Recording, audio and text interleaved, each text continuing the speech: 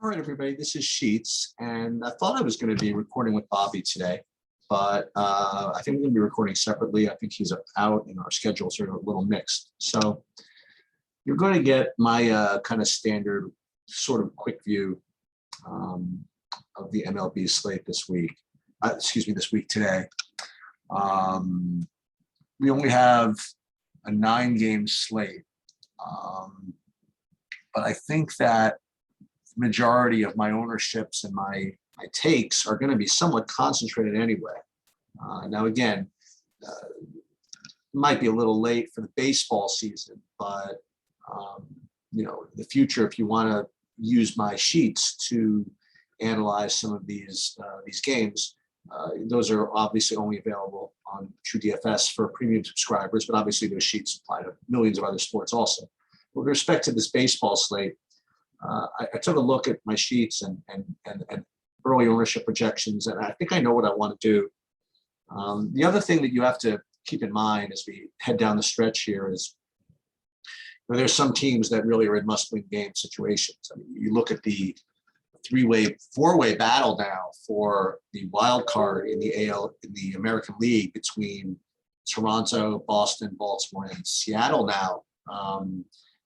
All these teams are going to be, firing their best shots. The other thing that's kind of weird that's got going on, the Cardinals never lose. Did they win last night?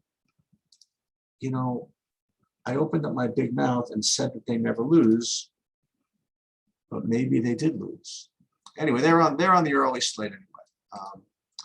Nonetheless, I mean, let's just get right into it and start with this first game, which is one of the key games on the slate.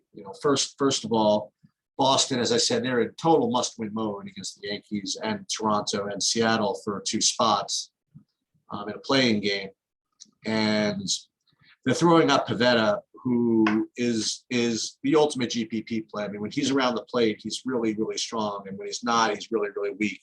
And he's only 7K, and he's against Baltimore in a must-win spot. This is a smash play as far as I'm concerned. We'll get to some other spots, some other plays, and I can make cases for some other pitchers. But given everything that I just said, I find it difficult to not play Pivetta in my big lineup, on FanDuel, and pretty much every lineup. It's just a perfect play as far as I'm concerned. I have to imagine he's going to get ridiculously owned. If not, then I don't know. Ship it. It's best I could tell you. And with that said, I mean, it's perfectly possible that he busts. I mean, he's busted. I mean, let's look at his game log. Even. I mean, this makes him a GPP play. He's got a 20, which would be great. Is a 17, which should be good enough, and then a bunch of duds, So it's possible that this is terrible, but he's got a 28 here against Baltimore, by the way. So to me, this is easy. Not easy. I mean, it's an easy thing to pick. And in addition to that, Boston as a stack rates for me to be, let's put this in here, rates for me to be one of the top 3 stacks on both sites. Most of my stacks are going to be concentrated on 3 teams, actually 4, and Boston is one of them. And your usual suspects, you have Bogarts, Devers, Schwarber if he gets in, Renfroe, Hernandez, JD Martinez finally got off the schneid last night with a home run. So this is an elite matchup against Baltimore and must-win game and all that stuff. I think Boston's obviously very popular and very well-meant stack. No interest in the Baltimore side in either hitting or pitching. So the next one is you have Yankees against Toronto, and similarly, this is a must-win game. Toronto's throwing out Robbie Ray, LFG. You know what I mean? Like it's the same reason I took what's his name last night,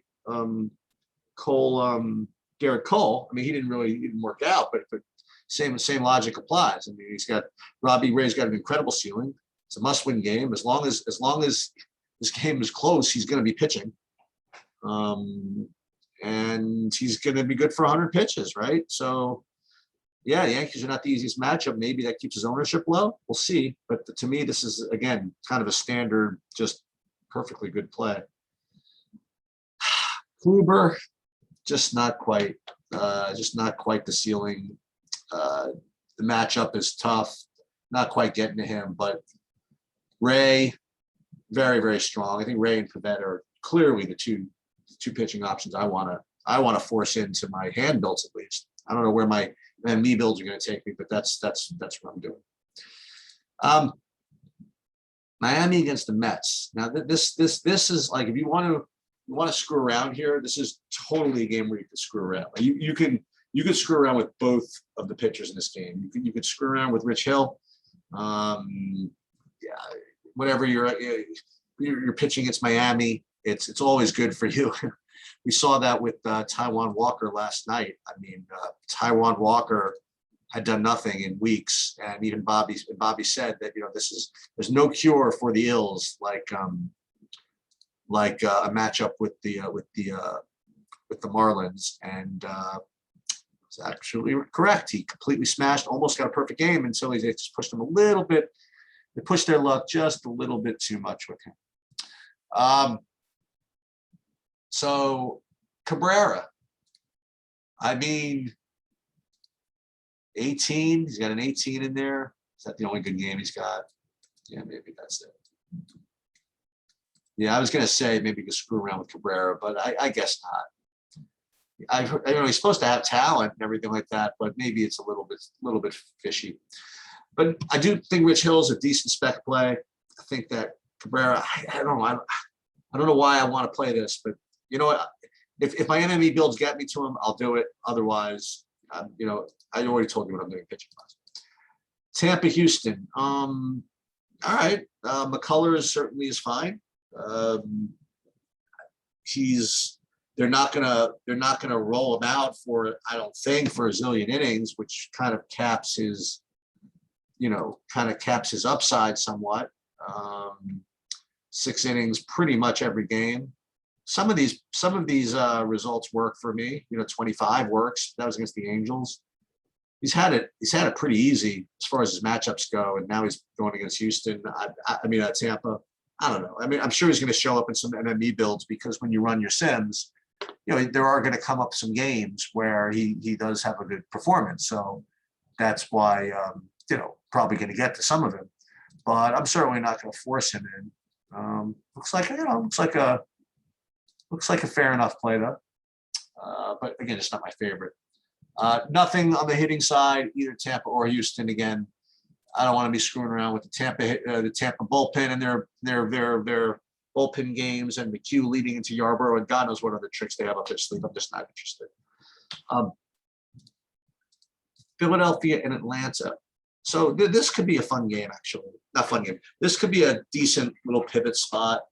I do have interest in both of these pitchers, Anderson and Gibson. Neither of Gibson's matchup is certainly nothing to write home about. I mean, Atlanta's been very, very strong, which is amazing to me, seeing as they've lost, you know, Acuna, but you know, they've been very, very strong recently. So Gibson's definitely dangerous, but I mean, he's got a shot, 7,800, if that's the way you want to build. But certainly, if you want to pivot off of Pivetta, I mean, certainly looks, you know, like a decent enough pivot. But the other side of this game, I think Ian Anderson's kind of a better idea. He's, to me, so here's the difference. So Ian Anderson, I definitely think has a ceiling. He's got a 30, he's got a 25, he's got some negatives. He's like a GPP type play, where Kyle Gibson's got the pitches, right? He's going to have, what's he pitch count? He's got 100. He's got 100. If he's rolling well, he could throw 100 pitches. But I think between the two of them, I do think that Ian Anderson rates to be a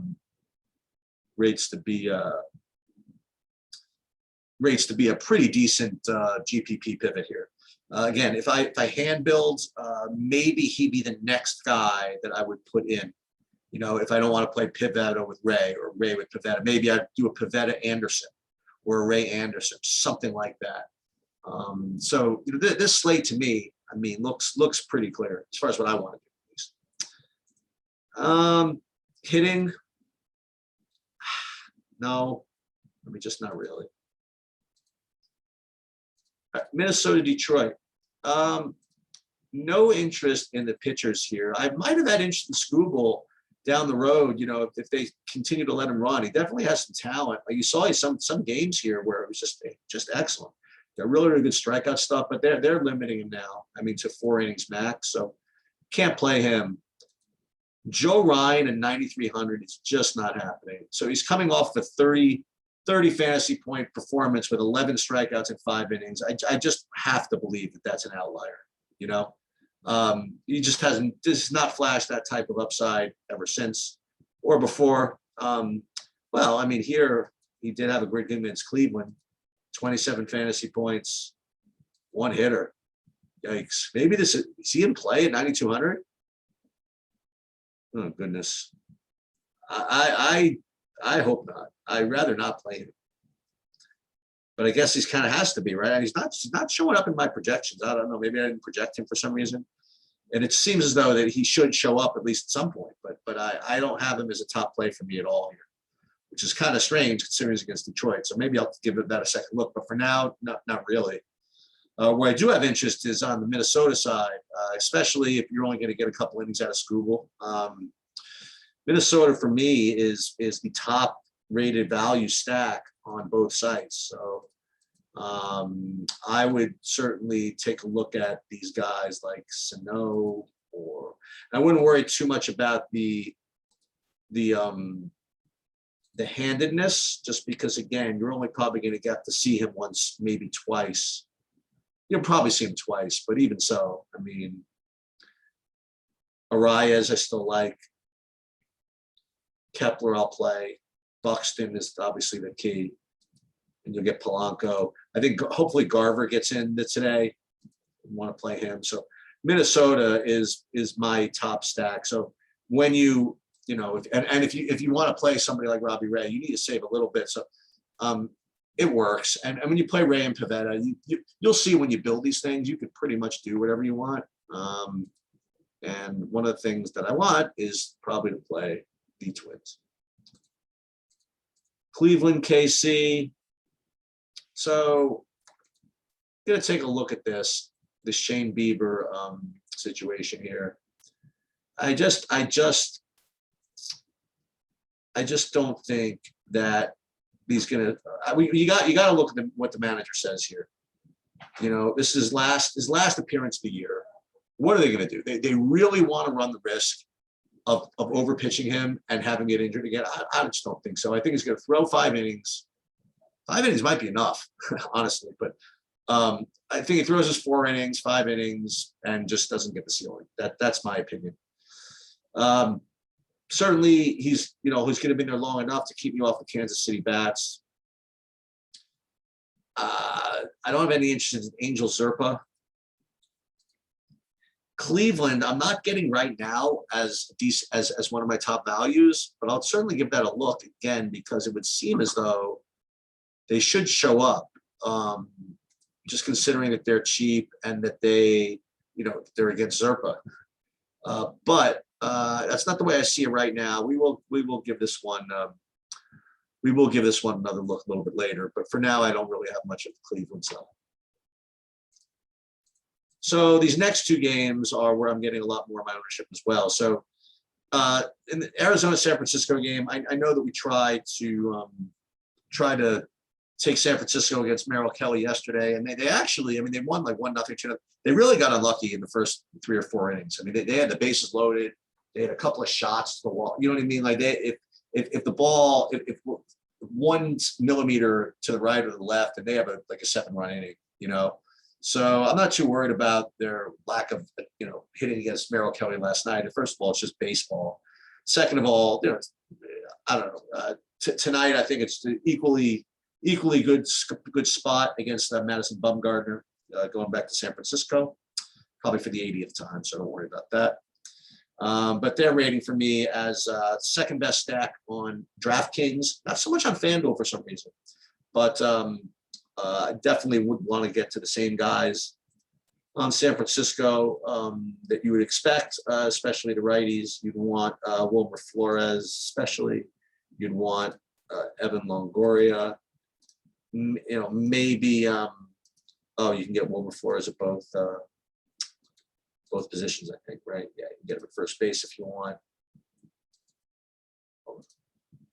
Flores, first base, and then you can get Longoria, and then you can get Crawford, and then you can get Bryant. You can get your dudes. I don't know if I play Yastrzemski lefty if he's going to hit 7th or 8th. But this is interesting. Lamont Wade came out of the game yesterday, right? It's pretty interesting. He bunted and then pulled in a double switch. I think they're going to rest him tonight. There's no need. Well, I don't know. There's no need. I mean, I think they still need or want to win, but I'll look into that. Anyway, I just watch the lineup. San Francisco's a very, very strong stack, and I would be playing a whole bunch of them. Kazmir, no thank you. Bumgarner, no thank you. Last game of the slate, San Diego against the Chargers. The Dodgers against the Padres. No interest in either of these pitchers, but I certainly have interest in Los Angeles on both DraftKings and FanDuel. They kind of got to the San Diego guys yesterday, and I think they're going to do it again today. They're continuing, they're hitting a little bit better, and we could go back to, who I think is going to finally do it today. I'm calling my shot. I'm calling Cody Bellinger with a home run, if in fact he gets in the game. So we got Cody Bellinger, we have Seager, you have, Muncy. You can start with the lefties. That seems to make a lot of sense. And fill in really whoever you want. Gavin Lux gets in. I mean, that's almost cruel to be able to get all that in. Oh, he's day-to-day. What happened to him last night? 11, just a neck stinger. I think he'll probably play, but if he's in, I'll play him. But Cody at 3,300 LFG. Did he do anything last night, by the way? He probably didn't do anything. He hasn't hit since the Eisenhower administration. Let's see what he did. No, he did have a home run last night. Hey, got him. Didn't even realize. That's right. Anyways, I do like him right back at it again today. So I do like the Dodgers. Neither pitcher. And that's about it. So just to reiterate, pitching, Pivetta and Ray are my two favorites by a lot. Then you have guys like McCullers, Ian Anderson, but yeah, I think Ian Anderson is definitely my next one. I got to look into this Joe Ryan play. He might move up the list for me. Just fair notice. And then McCullers, I mean, not really. Gibson, I don't know, maybe. Cabrera, maybe to screw around, not so much. Rich Hill, maybe to screw around, not so much. I mean, it looks like a pretty straightforward card to me. But as far as hitting goes, Minnesota, San Francisco, Boston, LA. And that should do it for the typical Sheets short slate preview. I will see you guys live later. LFG.